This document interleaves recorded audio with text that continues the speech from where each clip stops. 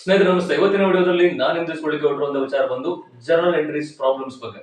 Journal entries problems ಅನ್ನ ಮಾಡಬೇಕು ಅಂತ ಹೇಳಿದ್ರೆ ನಮಗೆ rules of debit and credit ಬಗ್ಗೆ ಇನ್ಫಾರ್ಮೇಶನ್ ಗೊತ್ತಿರಬೇಕು. ಅದೇ ತರ ಕ್ಲಾಸಿಫಿಕೇಶನ್ ಆಫ್ ಅಕೌಂಟ್ಸ್ ಬಗ್ಗೆ ನಮಗೆ information ಗೊತ್ತಿರಬೇಕಾಗುತ್ತೆ.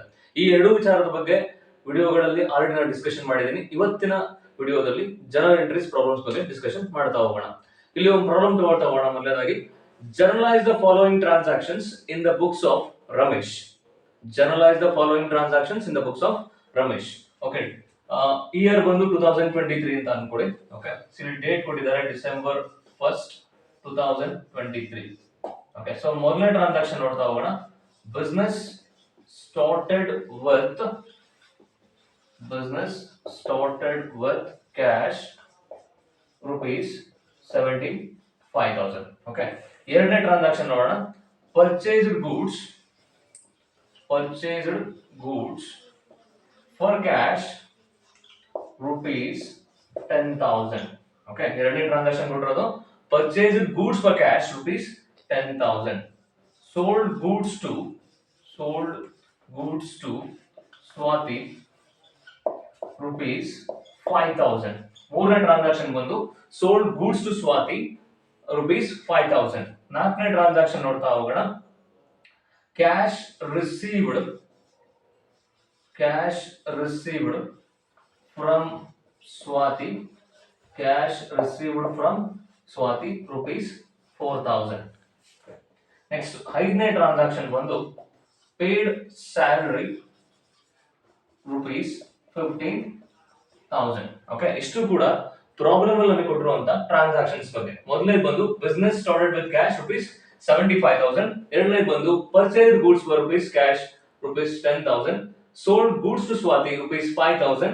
cash received from Swati rupees 4,000. paid salary rupees 15,000. Answer ಮಾಡ್ತಾ ಹೋಗೋಣ ಈ ಜನರಲ್ ಎಂಟ್ರಿ ಪ್ರಾಬ್ಲಮ್ ಬಗ್ಗೆ.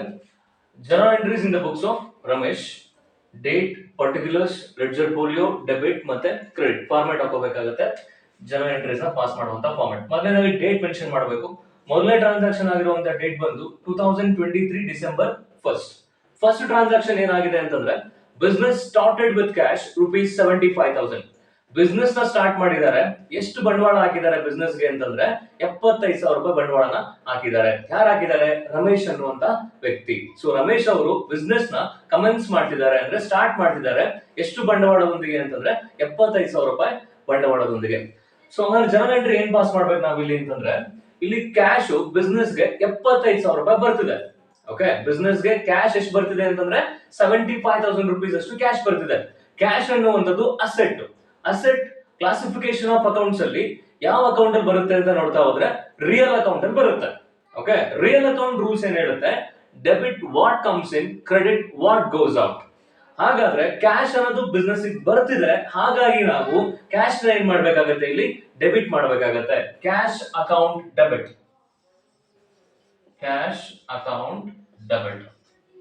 ಓಕೆ, ಅಮೌಂಟ್ ಎಷ್ಟು ಅಂತಂದ್ರೆ 75,000 ರೂಪೀಸ್. ಓಕೆ, ನೆಕ್ಸ್ಟ್ ಕ್ರೆಡಿಟ್ ಯಾವ್ದು ಮಾಡ್ಬೇಕು ನಾವಿಲ್ಲಿ ಅಂತಂದ್ರೆ, ಈ ಟ್ರಾನ್ಸಾಕ್ಷನ್ ಗೆ ತುಂಬಾ ನೀಟಾಗಿ ಅರ್ಥ ಮಾಡ್ಕೋಬೇಕು ನಾವಿಲ್ಲಿ. Cash account debit to capital account ಅಂತ ಹೇಳಿ ನಾವಿಲ್ಲಿ ಬರೀತಾ ಹೋಗ್ತೀವಿ. Cash account debit to capital account. Amount ಎಷ್ಟು? 75,000 ರೂಪೀಸ್. ಓಕೆ, ಏನು ಕ್ಯಾಪಿಟಲ್ ಅಕೌಂಟ್ ಅಂತ ಬರ್ದಿದ್ದೀನಿ ಅಂತ ಹೇಳ್ತಾ ಹೋದ್ರೆ, instead of using the name of proprietor. Proprietor ಅಂತಂದ್ರೆ ಓನರ್. ಓನರ್ ಹೆಸರನ್ನ ಬಳಸುವುದರ ಬದಲಾಗಿ ನಾನು ಇಲ್ಲಿ ಕ್ಯಾಪಿಟಲ್ ಅಕೌಂಟ್ ಅಂತ ಬರ್ದಿದ್ದೀನಿ. ಓಕೆ, ಓನರ್ ಯಾರು ಈ ಬಿಸ್ನೆಸ್ ಅಂತಂದ್ರೆ ರಮೇಶ್ ಅವರು. ರಮೇಶ್ ಅನ್ನುವಂಥದ್ದು ಪರ್ಸನಲ್ ಅಕೌಂಟ್ ಬರುತ್ತೆ. ನೇಮ್ ಆಫ್ ದಿ ಪರ್ಸನ್ಸ್ ಎಲ್ಲ ಪರ್ಸನ್ಸ್ ಅಕೌಂಟ್ ಬರುತ್ತೆ. ಹಾಗಾಗಿ ಈ ಪರ್ಟಿಕ್ಯುಲರ್ ಟ್ರಾನ್ಸಾಕ್ಷನ್ ಗೆ ಮಾತ್ರ ನಾವೇನ್ ಮಾಡ್ತೀವಿ? ಕ್ಯಾಪಿಟಲ್ ಅಕೌಂಟ್ ಅಂತ ಬರೀತೀವಿ, instead of using the name of proprietor. Proprietor ಯಾರು? ರಮೇಶ್. ರಮೇಶ್ ಯಾವ ಅಕೌಂಟ್ ಅಲ್ಲಿ ಬರುತ್ತೆ ಕ್ಲಾಸಿಫಿಕೇಶನ್ ಆಫ್ ಅಕೌಂಟ್ಸ್ ಅಲ್ಲಿ ಅಂತಂದ್ರೆ ಪರ್ಸನಲ್ ಅಕೌಂಟ್ ಅಲ್ಲಿ ಬರುತ್ತೆ. ಪರ್ಸನಲ್ ಅಕೌಂಟ್ ರೂಲ್ಸ್ ಏನ್ ಹೇಳುತ್ತೆ? Debit the receiver, credit the ಗಿವರ್. Okay, ಇಲ್ಲಿ ರಮೇಶ್ ಅನ್ನುವಂಥವ್ರು 75,000 ರೂಪಾಯಿ ಬಂಡವಾಳವನ್ನ ಬಿಸ್ನೆಸ್ ಹಾಕ್ತಿದ್ದಾರೆ, ಅಂದ್ರೆ ದುಡ್ಡು ಕೊಡ್ತಾ ಇದ್ದಾರೆ ಅವರು. Okay, credit the ಗಿವರ್. ಸೊ ಹಾಗಾಗಿ ನಾವಿಲ್ಲಿ ಕ್ಯಾಪಿಟಲ್ ಅಕೌಂಟ್ ನ ಕ್ರೆಡಿಟ್ ಮಾಡ್ತಾ ಇದ್ದೀವಿ. ಓಕೆ, ಇದು ಮೊದಲನೆಯ ಟ್ರಾನ್ಸಾಕ್ಷನ್ ನ ಆನ್ಸರ್ ಬಂದು. ಓಕೆ, ನೆಕ್ಸ್ಟ್ ನಾವೇನ್ ಮಾಡ್ಬೇಕು? ಇಲ್ಲಿ ನರೇಶನ್ ಬರೀಬೇಕು. ನರೇಶನ್ ಅಂದ್ರೇನು ಅಂತಾನು ಕೂಡ ಪ್ರೀವಿಯಸ್ ವಿಡಿಯೋದಲ್ಲಿ ನಾವು ಡಿಸ್ಕಷನ್ ಮಾಡಿದೀವಿ. ಓಕೆ, ಏನ್ ಟ್ರಾನ್ಸಾಕ್ಷನ್ ಆಗಿದೆ ಅನ್ನೋದ್ರ ಬಗ್ಗೆ ಒಂದು ಎಕ್ಸ್ಪ್ಲನೇಷನ್ ಕೊಡುವಂತದ್ದು, ಎಲ್ಲರಿಗೂ ಕೂಡ ಅರ್ಥ ಆಗೋ ತರ. ಸೊ ಏನ್ ಬರಿಬೇಕು ನಾವಿಲ್ಲಿ ಅಂತಂದ್ರೆ, ನರೇಶನ್ ಬಂದು business started with cash. Business started with cash. So business ನ ಸ್ಟಾರ್ಟ್ ಮಾಡಲಾಗಿದೆ.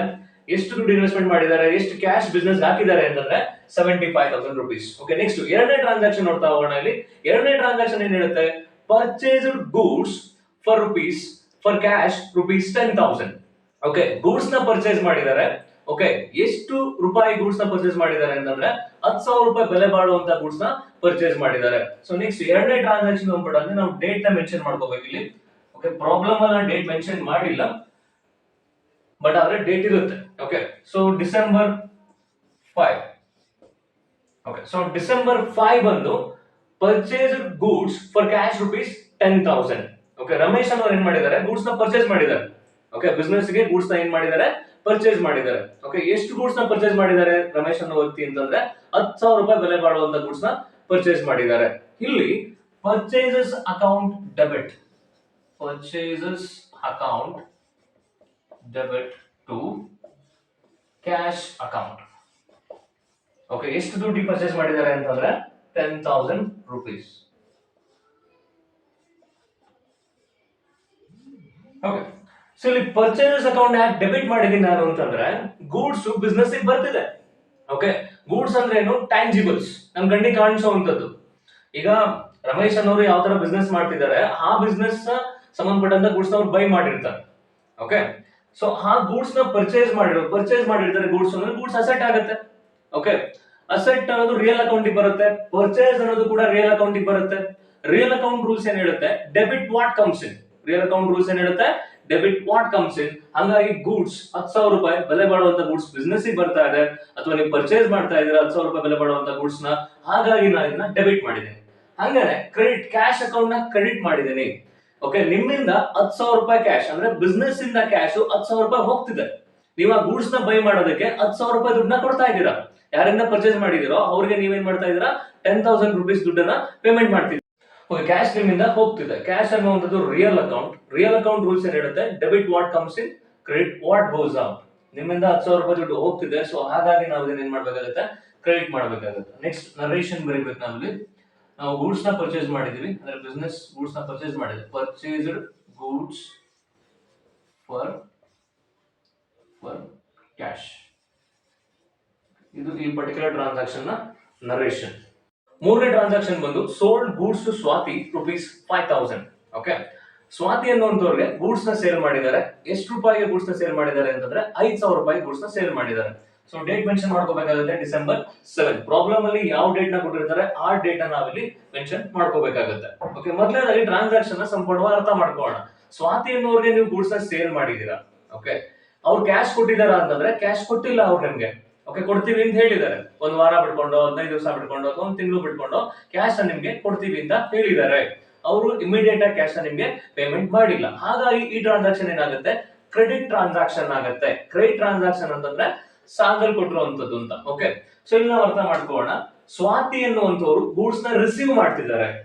ಓಕೆ, ನಿಮ್ಮಿಂದ ಗೂಡ್ಸ್ ನ ಏನ್ ಮಾಡ್ತಿದ್ದಾರೆ, ಪರ್ಚೇಸ್ ಮಾಡ್ತಿದ್ದಾರೆ. ನೀವು ಅವ್ರಿಗೆ ಸೇಲ್ ಮಾಡ್ತಿದ್ದೀರಾ, ಅವ್ರು ನಿಮ್ಮಿಂದ ರಿಸೀವ್ ಮಾಡ್ಕೊಂತಿದ್ದಾರೆ.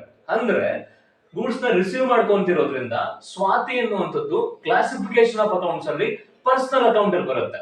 ಪರ್ಸನಲ್ ಅಕೌಂಟ್ ರೂಲ್ಸ್ ಏನ್ ಹೇಳುತ್ತೆ, debit the receiver, credit the ಗಿವರ್. Goods ನ ಅವರು ರಿಸೀವ್ ಮಾಡ್ತಿದ್ದಾರೆ, ಹಾಗಾಗಿ ನಾವಿಲ್ಲಿ ಸ್ವಾತಿ ಅಕೌಂಟ್ ನ ಡೆಬಿಟ್ ಮಾಡಬೇಕಾಗತ್ತೆ. Swati account debit to. Okay, so credit ಯಾವ ಟ್ರಾನ್ಸಾಕ್ಷನ್ ಮಾಡ್ಬೇಕು ನಾವಿಲ್ಲಿ ಅಂತ ನೋಡ್ತಾ ಹೋದ್ರೆ, ನೀವು ಗೂಡ್ಸ್ ನ ಸೇಲ್ ಮಾಡಿದೀರಾ, ಅವ್ರು ಏನ್ ಮಾಡಿದಾರೆ, ಗೂಡ್ಸ್ ನ ಸೇಲ್ ಮಾಡಿದೀರಾ, ಹಾಗಾಗಿ ಸೇಲ್ಸ್ ಅಕೌಂಟ್. ಸೇಲ್ಸ್ ಅನ್ನುವಂಥದ್ದು ರಿಯಲ್ ಅಕೌಂಟ್ ಅಲ್ಲಿ ಬರುತ್ತೆ. ರಿಯಲ್ ಅಕೌಂಟ್ ರೂಲ್ಸ್ ಏನ್ ಹೇಳುತ್ತೆ, debit what comes in, credit what goes out. ನಿಮ್ಮಿಂದ ಗೂಡ್ಸ್ ಹೋಗ್ತಿದೆ, ಹಾಗಾಗಿ ನಾವು ಸೇಲ್ಸ್ ಅಕೌಂಟ್ ಏನ್ ಮಾಡ್ಬೇಕು, ಇಲ್ಲಿ ಕ್ರೆಡಿಟ್ ಮಾಡ್ಬೇಕಾಗತ್ತೆ. ಸೊ ಅಮೌಂಟ್ ಬಂದು 5,000. ಕ್ರೆಡಿಟ್ ಆಗಿರೋ ಟ್ರಾನ್ಸಾಕ್ಷನ್ ಅಮೌಂಟ್ ಬಂದು 5,000. ನರೇಷನ್ ಬರೀಬೇಕು ನಾವಿಲ್ಲಿ. Okay, goods sold to Swati. Goods sold to Swati on credit. Okay, ಇದು ಮೂರನೇ ಟ್ರಾನ್ಸಾಕ್ಷನ್ ಬಗ್ಗೆ. ಸೊ ನೆಕ್ಸ್ಟ್ ನಾಲ್ಕನೇ ಟ್ರಾನ್ಸಾಕ್ಷನ್ ನೋಡ್ತಾ ಹೋಗೋಣ. Fourth transaction. So fourth transaction date ಬಂದು ಡಿಸೆಂಬರ್ 9.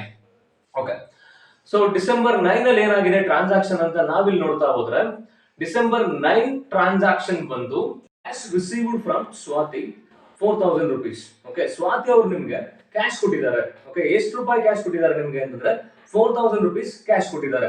ಸೊ ನಿಮ್ಮಿಂದ ಮುಂಚೆ ಏನಾಗಿತ್ತು, ಕ್ರೆಡಿಟ್ ಟ್ರಾನ್ಸಾಕ್ಷನ್ ಆಗಿತ್ತು. ಓಕೆ, ಅವ್ರು ನಿಮ್ಮಿಂದ 5000 ರೂಪಾಯಿ ಬೆಲೆ ಬಾಳುವಂತ ಗುಡ್ಸ್ ನ ಬೈ ಮಾಡಿದ್ರು, ಅವಾಗ ಅವ್ರು ನಿಮಗೆ ಪೇಮೆಂಟ್ ಮಾಡಿರಲಿಲ್ಲ. ಸೊ ನೆಕ್ಸ್ಟ್ ಡಿಸೆಂಬರ್ 9 ಏನ್ ಮಾಡ್ತಾ ಇದಾರೆ, ನಿಮಗೆ ಪೇಮೆಂಟ್ ಮಾಡ್ತಿದ್ದಾರೆ. ಅವರಿಂದ ನೀವೇನ್ ಮಾಡ್ತಿದ್ದೀರಾ, 4000 ರೂಪಾಯಿ ಕ್ಯಾಶ್ ನ ರಿಸೀವ್ ಮಾಡ್ತಿದ್ದೀರಾ. ಓಕೆ, ಅಂದ್ರೆ ಕ್ಯಾಶ್ ನಿಮ್ಗೆ ಏನಾಗ್ತಿದೆ, ಬಿಸ್ನೆಸ್ ಗೆ ಬರ್ತಿದೆ. Cash account debit to Swati account. So ಎಷ್ಟು ರೂಪಾಯಿ ದುಡ್ಡು ಅವ್ರು ಕೊಡ್ತಿದ್ದಾರೆ ನಿಮ್ಗೆ ಅಂತಂದ್ರೆ 4000 rupees. 4000 rupees ಅವ್ರು ನಿಮ್ಗೆ ಕೊಡ್ತಿದ್ದಾರೆ. ಸೊ ನರೇಶನ್ ಬರೀಬೇಕು ನಾವಿಲ್ಲಿ. ಓಕೆ, ಕ್ಯಾಶ್ ನ ರಿಸೀವ್ ಮಾಡ್ತಿದ್ದೀರಾ ಸ್ವಾತಿ ಅವರಿಂದ. ಸ್ವಾತಿ ಅವರು ನಿಮ್ಗೆ 4000 ರೂಪಾಯಿ ದುಡ್ಡು ಕೊಡ್ತಾ ಇದ್ದಾರೆ. ಕ್ಯಾಶ್ ಅನ್ನುವಂಥದ್ದು ರಿಯಲ್ ಅಕೌಂಟ್ ರೂಲ್ಸ್ ಏನ್ ಹೇಳುತ್ತೆ, ಡೆಬಿಟ್ ವಾಟ್ ಕಮ್ಸ್ ಇನ್, ಹಾಗಾಗಿ ನಾವು ಇದನ್ನ ಡೆಬಿಟ್ ಮಾಡಿದ್ದೀವಿ. ಹಂಗೇನೆ ಸ್ವಾತಿ ಅನ್ನುವಂಥದ್ದು ಪರ್ಸನಲ್ ಅಕೌಂಟ್ ಬರುತ್ತೆ. ಪರ್ಸನಲ್ ಅಕೌಂಟ್ ರೂಲ್ಸ್ ಏನ್ ಹೇಳುತ್ತೆ, debit the receiver, credit the ಗಿವರ್. ಅವ್ರು ನಿಮ್ಗೆ 4000 ರೂಪಾಯಿ ದುಡ್ಡು ಕೊಡ್ತಿದ್ದಾರೆ, ಹಾಗಾಗಿ ನಾವು ಅದನ್ನ ಕ್ರೆಡಿಟ್ ಮಾಡಿದ್ದೀವಿ. Cash received from Swati. Narration ಬರೀಬೇಕು ನಾವಿಲ್ಲಿ, cash received from Swati. Next 5ನೇ ಟ್ರಾನ್ಸಾಕ್ಷನ್ ಬಂದು ಸ್ಯಾಲರಿ ಪೇಡ್ 15,000 rupees. ಓಕೆ, 5ನೇ ಟ್ರಾನ್ಸಾಕ್ಷನ್ ಏನಿದೆ, 15,000 ರೂಪಾಯಿ ಸ್ಯಾಲರಿನ ಕೊಟ್ಟಿದ್ದಾರೆ ಅಂತ ಇದೆ. ಅಂದ್ರೆ ನಿಮ್ಮ ಬಿಸ್ನೆಸ್ ಫರ್ಮ್ ಇಂದ 15,000 ರೂಪಾಯಿ ಸ್ಯಾಲರಿನ ಕೊಟ್ಟಿದ್ದಾರೆ, ಒಬ್ಬ ಎಂಪ್ಲಾಯಿ ಕೊಟ್ಟಿದ್ದಾರೆ ಅಂತ ಅನ್ಕೋಣ. ಓಕೆ, ಸೊ ಇಲ್ಲಿ ಸ್ಯಾಲರಿ ಅನ್ನುವಂಥದ್ದು ಬಿಸ್ನೆಸ್ ಏನಾಗುತ್ತೆ, ಎಕ್ಸ್ಪೆನ್ಸಸ್ ಆಗುತ್ತೆ. ಡೇಟ್ ಮೆನ್ಷನ್ ಮಾಡ್ಕೋಬೇಕು, December 15. Salary account debit. Okay, salary account ನ ಏನಕ್ಕೆ ಡೆಬಿಟ್ ಮಾಡಿದೀನಿ ಅಂತಂದ್ರೆ, ಸ್ಯಾಲರಿ ಅನ್ನುವಂಥದ್ದು ಒಂದು ಬಿಸ್ನೆಸ್ ಗೆ ಎಕ್ಸ್ಪೆನ್ಸಸ್ ಆಗುತ್ತೆ. ಓಕೆ, ಎಕ್ಸ್ಪೆನ್ಸಸ್ ಮತ್ತೆ ಇನ್ಕಮ್ಸ್ ಇವೆಲ್ಲ ಎಲ್ಲಿ ಬರ್ತವೆ ಅಂತಂದ್ರೆ, ಕ್ಲಾಸಿಫಿಕೇಶನ್ ಆಫ್ ಅಕೌಂಟ್ಸ್ ಅಲ್ಲಿ ನಾಮಿನಲ್ ಅಕೌಂಟ್ ಅಲ್ಲಿ ಬರುತ್ತೆ. ಓಕೆ, ನಾಮಿನಲ್ ಅಕೌಂಟ್ ರೂಲ್ಸ್ ಏನ್ ಹೇಳುತ್ತೆ, debit all expenses and losses. Salary ಅನ್ನೋದು ಬಿಸ್ನೆಸ್ ಗೆ ಎಕ್ಸ್ಪೆನ್ಸಸ್, ಹಂಗಾಗಿ ನಾನು ಸ್ಯಾಲರಿ ಅಕೌಂಟ್ ಏನ್ ಮಾಡಿದೀನಿ, ಡೆಬಿಟ್ ಮಾಡಿದೀನಿ. ಸೊ ಅಮೌಂಟ್ ಎಷ್ಟು ಬಂದಿಲ್ಲಿ, 15,000 ರೂಪಾಯಿ. ಓಕೆ, ನೆಕ್ಸ್ಟ್ ನೀವು ಸ್ಯಾಲರಿ ಕೊಡ್ತಿದ್ದೀರಾ ಎಂಪ್ಲಾಯಿಗೆ ಅಂತಂದ್ರೆ ನಿಮ್ಮಿಂದ ಕ್ಯಾಶ್ ಹೋಗ್ತಿರುತ್ತೆ. ಸೊ ಹಾಗಾಗಿ to cash account. So cash ಅನ್ನುವಂಥದ್ದು ರಿಯಲ್ ಅಕೌಂಟ್ ಅಲ್ಲಿ ಬರುತ್ತೆ.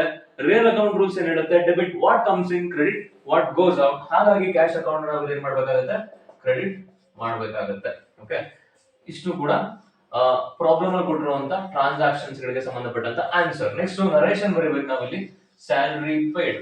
ಸ್ಯಾಲರಿ ನಿಮ್ಮಿಂದ ಹೋಗ್ತಿದೆ, ಸೊ ಹಾಗಾಗಿ ಸ್ಯಾಲರಿ ಪೇಡ್ ಅಂತ ನರೇಶನ್ ಬರೀಬೇಕು.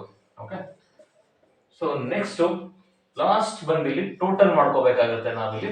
ಓಕೆ, ಟೋಟಲ್ ಅಂತಂದ್ರೆ ಮೊದಲಿಂದ 5ನೇ ಟ್ರಾನ್ಸಾಕ್ಷನ್ ವರೆಗೂ ಕೂಡ. ಸೊ ನಿಮ್ಗೆ ಏನ್ ಪ್ರಾಬ್ಲಮ್ ಅಲ್ಲಿ ಎಷ್ಟು ಟ್ರಾನ್ಸಾಕ್ಷನ್ಸ್ ಕೊಟ್ಟಿದ್ರು, ಅಷ್ಟು ಟ್ರಾನ್ಸಾಕ್ಷನ್ಸ್ ಅಮೌಂಟ್ ನಾವೇನ್ ಮಾಡ್ಬೇಕು, ಇಲ್ಲಿ ಟೋಟಲ್ ಮಾಡ್ಕೋಬೇಕಾಗುತ್ತೆ. ಮೊದಲನೇ ಟ್ರಾನ್ಸಾಕ್ಷನ್ ಇದ್ದಂತ ಅಮೌಂಟ್ ಬಂದು 75,000 rupees ಇತ್ತು. 2ನೇ ಟ್ರಾನ್ಸಾಕ್ಷನ್ ಅಲ್ಲಿ 10,000 rupees ಇತ್ತು. 3ನೇ ಟ್ರಾನ್ಸಾಕ್ಷನ್ ಅಲ್ಲಿ 5,000. 4ನೇ ಟ್ರಾನ್ಸಾಕ್ಷನ್ ಅಲ್ಲಿ 4,000 ಮತ್ತೆ 5ನೇ ಟ್ರಾನ್ಸಾಕ್ಷನ್ ಅಲ್ಲಿ 15,000. ಇಷ್ಟು ಅಮೌಂಟ್ ನಾವೇನ್ ಮಾಡ್ಬೇಕಾಗುತ್ತೆ, ಆಡ್ ಮಾಡ್ಕೋಬೇಕಾಗುತ್ತೆ. ಸೊ ಟೋಟಲ್ ಮಾಡ್ಕೊಂಡಾಗ ನಮ್ಗೆ ಎಷ್ಟು ಅಮೌಂಟ್ ಬರುತ್ತೆ ಅಂತಂದ್ರೆ 1,09,000. 1,09,000 ಬರುತ್ತೆ. ಇಷ್ಟನ್ನು ಕೂಡ ಆಡ್ ಮಾಡ್ಕೋಬೇಕು. ಸೊ ಎರಡು ಸೈಡ್ ಕೂಡ ಈಕ್ವಲ್ ಆಗಿ ಬರುತ್ತೆ. ಇಷ್ಟು ಕೂಡ ಮೊದಲನೇ ಪ್ರಾಬ್ಲಮ್ ಬಗ್ಗೆ